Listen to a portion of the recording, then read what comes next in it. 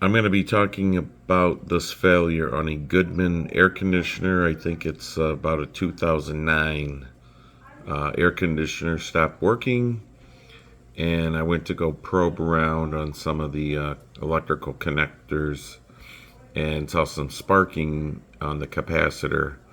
And then I noticed, if you can see in this picture here, this connector right here, this piece broke off, and this other side, it's got a J hook that's still connected to the slot right here. Over here, there's two J hooks over here, so that one's still in good condition.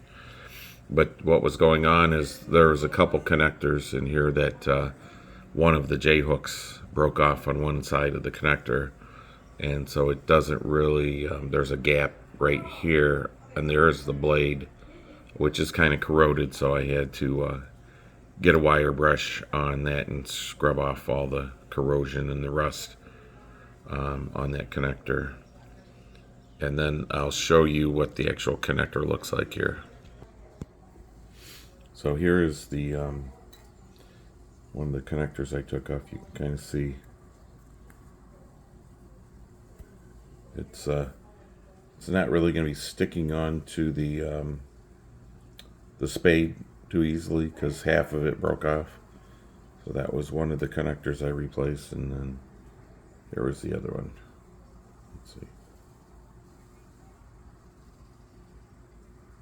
So I'm assuming that might be a common problem for some of the Goodman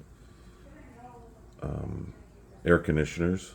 Overall, I think they put out some pretty good engineered products, but in this case, I don't know why there was so much corrosion and failure on those wire terminals.